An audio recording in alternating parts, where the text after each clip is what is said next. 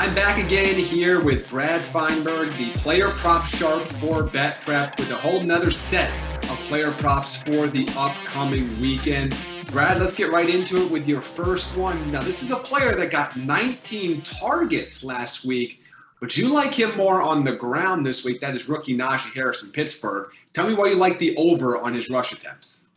Well, it's interesting, Jamie. Look, you see what Najee Harris has done, right? He's on the, what I love, first and foremost, he's on the field 100% of the time. They don't even take this guy off for anything. So I feel very good he's going to get just the playing time, which is first and foremost, that's the number one thing you want anytime you're taking it over. Now, it's interesting. He actually has gone over 13 and a half, 2 of the 3 games. Look, Pittsburgh, they've had a weird year, right? I mean, they've really struggled passing the ball.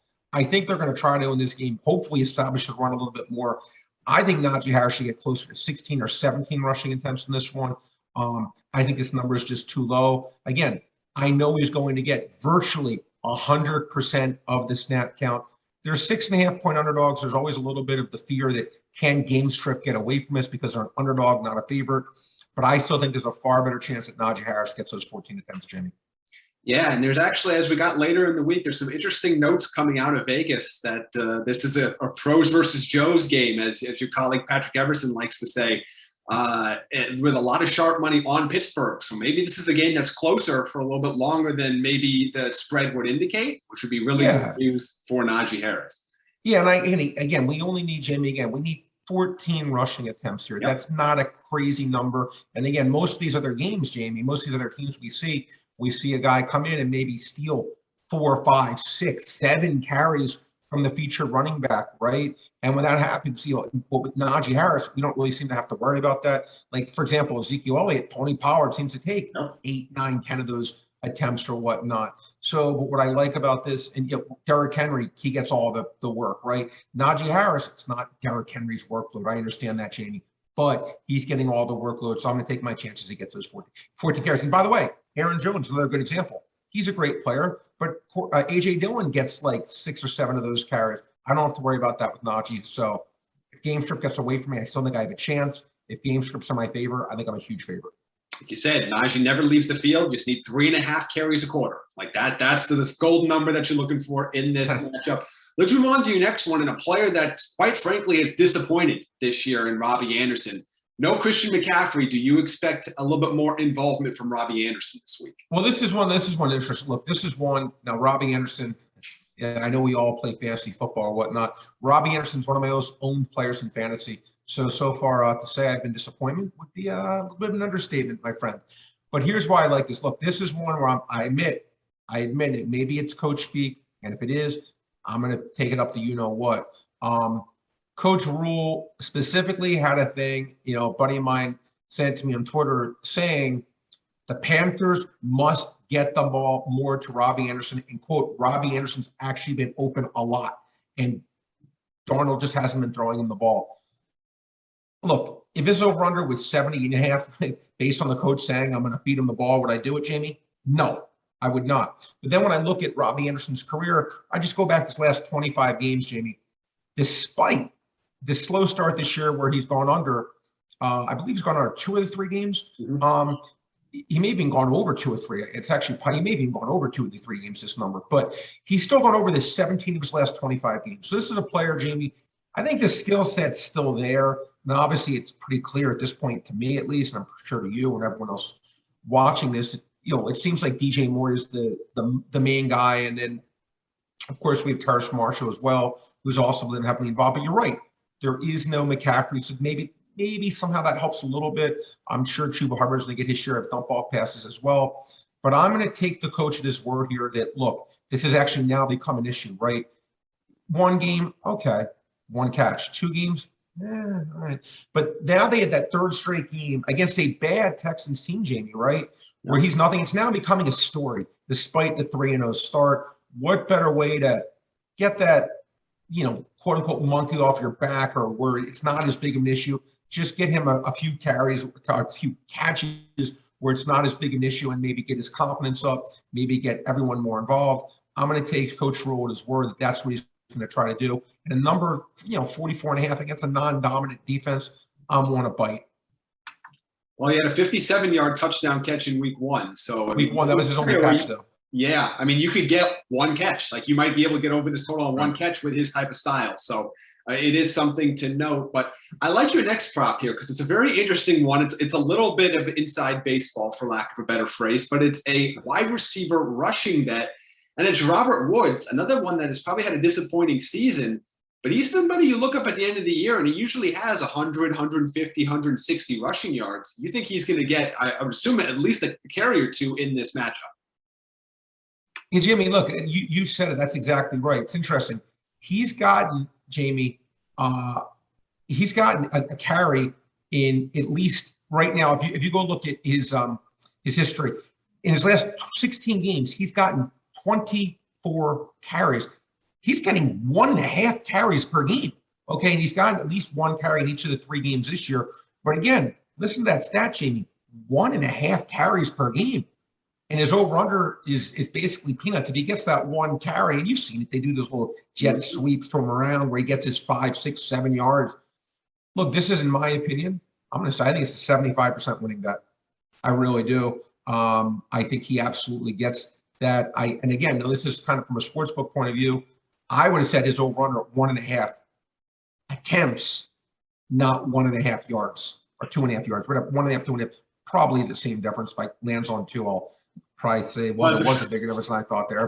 But more or less, for a guy like Woods gets the ball, you figure he's probably going to get at least 4 yards.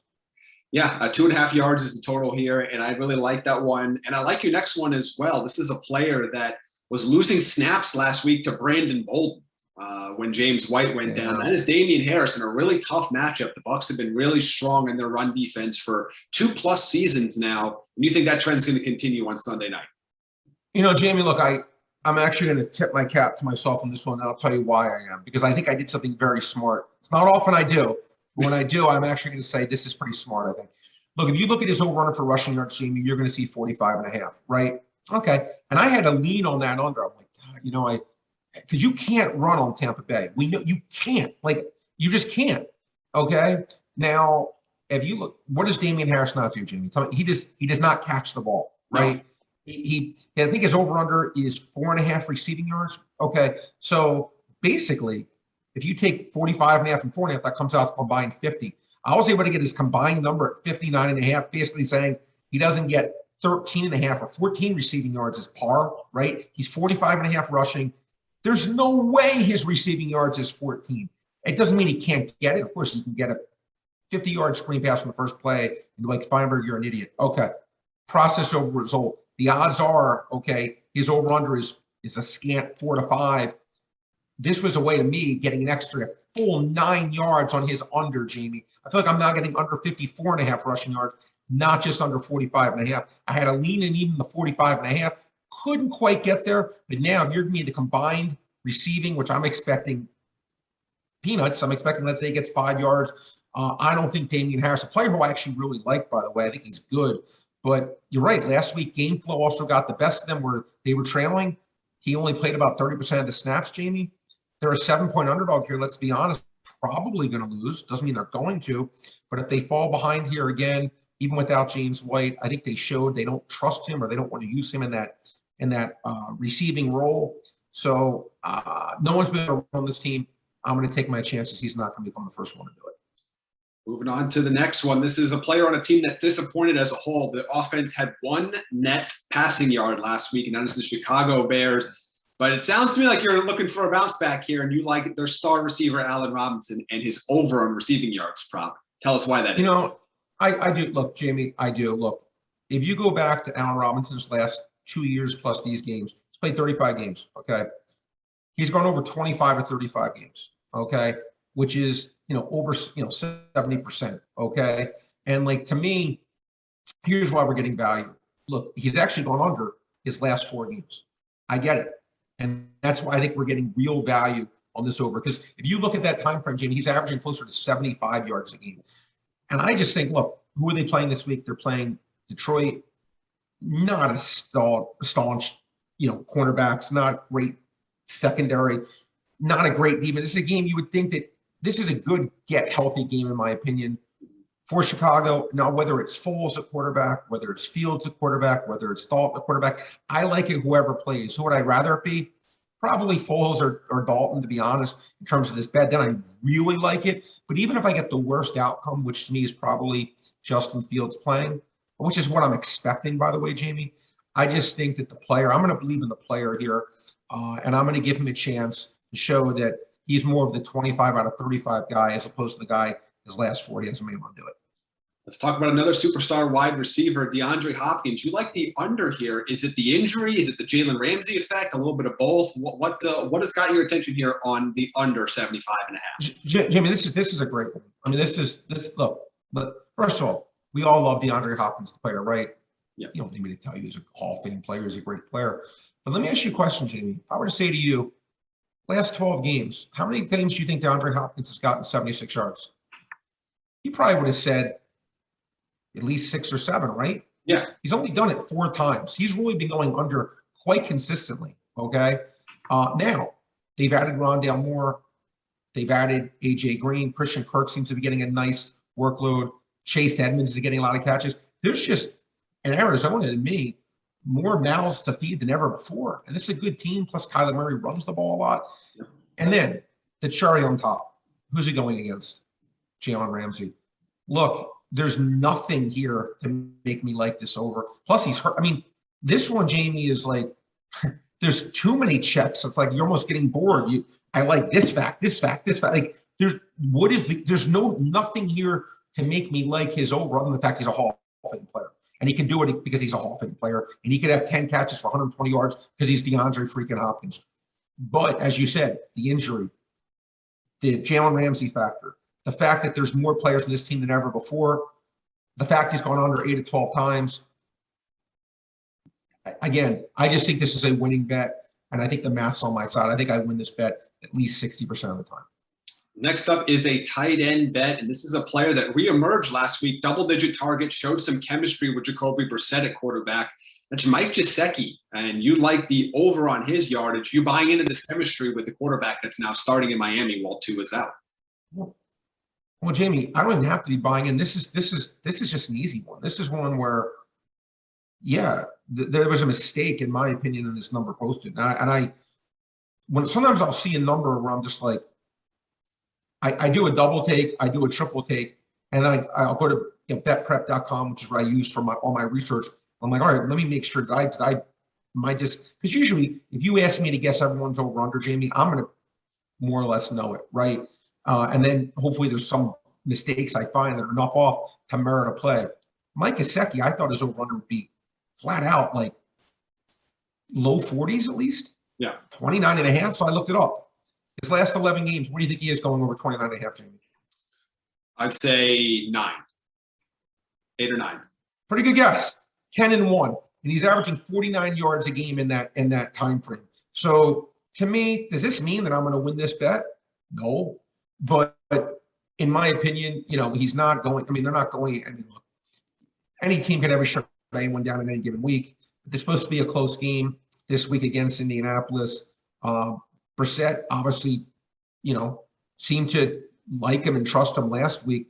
This to me, again, I also like. I was going to bet over 2.5 catches, but the juice on that was crazy high, and then they actually raised it to 3.5 after the fact. But I like over 29.5 here. Again, I think I'll get in the 40s. All right, and let's wrap up here with. I feel like this is a weekly bet for you. This is taking the Mecole Hardman under under 3.5 catches here. And I know you talked before about why to avoid the yards bet because of the speed and because of the explosiveness. But tell us why you like this bet again this week at under 3.5 catches. Look, I bet this 3 times this year. I'm 2-1. He did beat me in the one I actually bet on the show. I lost. But I did bet it 2 other times and I freaking won. And I'm going to win this week again.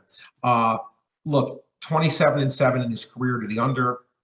I just think I have the math on my side. His last 11 games, Jamie, he's 10-1. He's like the Mike Gesicki kind of thing. He's 10-1 to the under. Now, there's maybe a little. You can argue there's a little bit bigger of a role this year. I think that's fair to say. Even though Sammy Watkins-Joy didn't play last year, Jamie, at least much. He's clearly entrenched as a starter. So I do understand that he's probably not going to go 3-13 like he went last year. I think he may go in a 17-game season. I think that he will go over 3.5 catches 6 times if I had to guess. Okay. So I do think maybe even 7. So I do think there's been a change, but I think I'm at least $1.50 favorite in this one. And I took plus 105. So I'm very comfortable taking a guy that, again, he's not a volume guy. He just isn't. I'm going to take my chances that he continues to do what he's done his entire career. There you go. There you have it. That's 8 player prop bets that are Brad's favorite this week. Brad is the player prop sharp over at BetPrep, and make sure you're using BetPrep for all of your research before you wager on any of the games this weekend. So, Brad, thanks for joining me, and we'll have you back next week. Can't wait. Thanks, Jamie.